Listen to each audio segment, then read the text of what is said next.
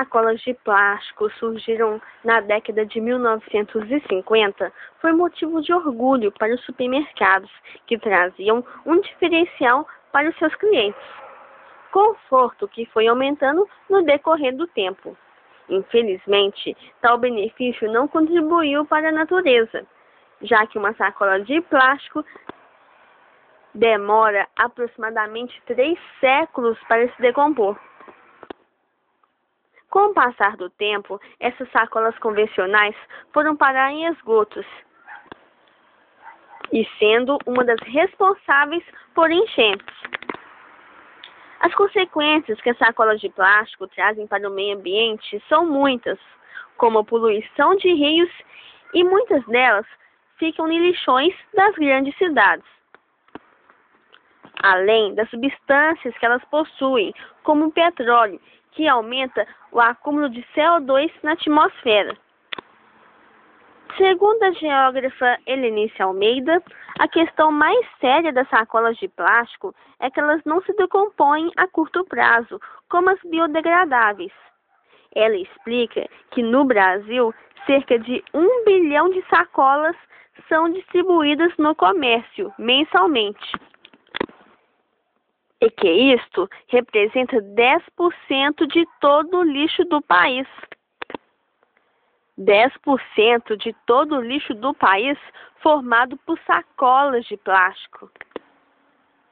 Para Helenice, o Brasil não possui uma cultura de reciclagem igual a outros países.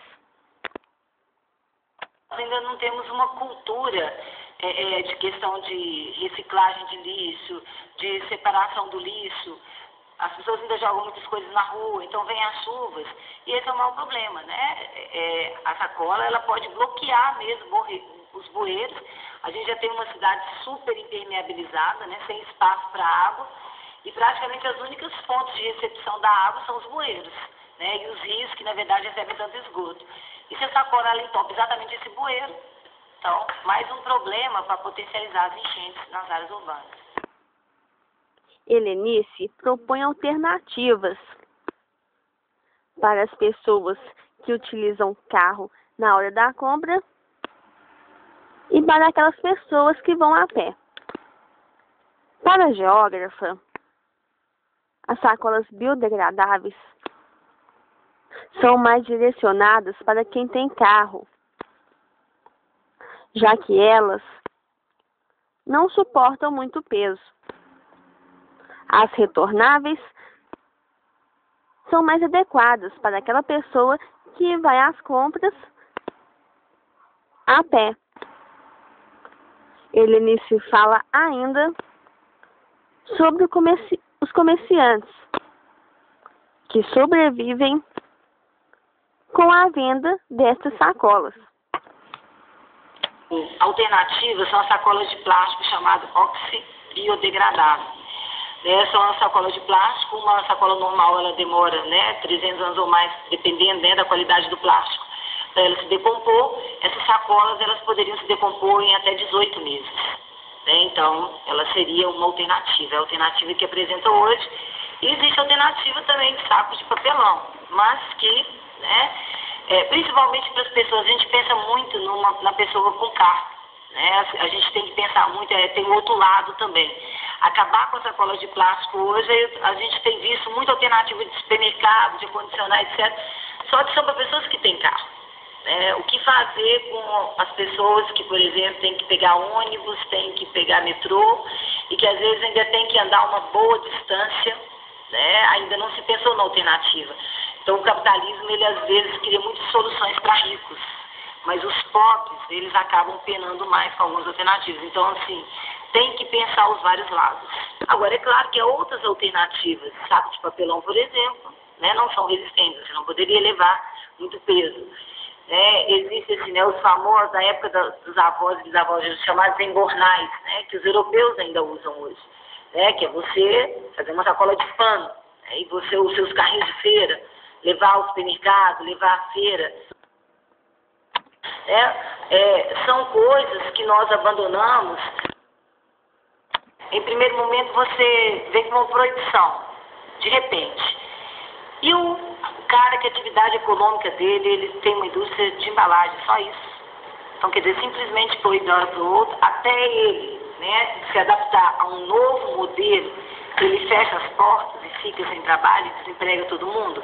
Então, a questão, assim, a gente tem que olhar de todos os lados. Né? Por telefone, o ambientalista da ANDA, Associação Mineira de Defesa do Ambiente, Marcelo Freitas, alerta o consumidor sobre a importância de diminuir o uso de sacolas plásticas no Brasil. Assim como a geógrafa Helenice Almeida, o ambientalista Marcelo Freitas reforça, dizendo que cada um deve buscar as suas alternativas para a diminuição dessas sacolas no comércio. Quais as alternativas que o senhor aponta para a diminuição dessas sacolas de plástico? O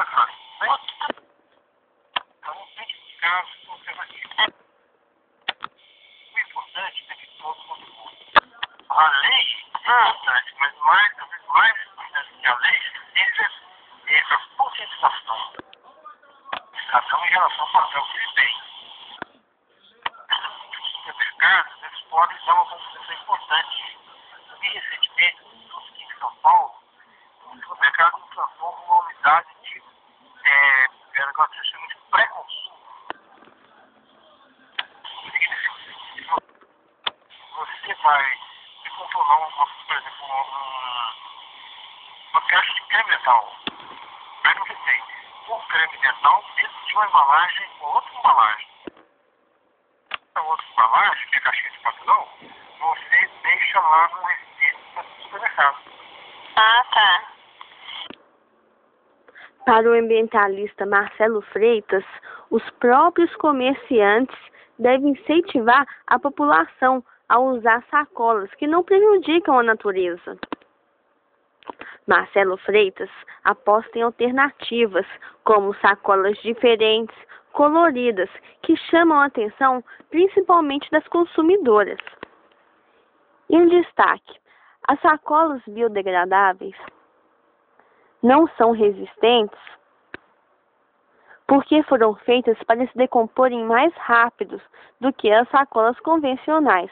Por isso, as sacolas biodegradáveis devem ser usadas como a geógrafa Helenice disse, para pessoas que usam carro na hora para ir às compras. E reforçando as retornáveis, que são mais indicadas para quem usa transporte público ou vão a pé a fazer as compras. Repórter Flávia França.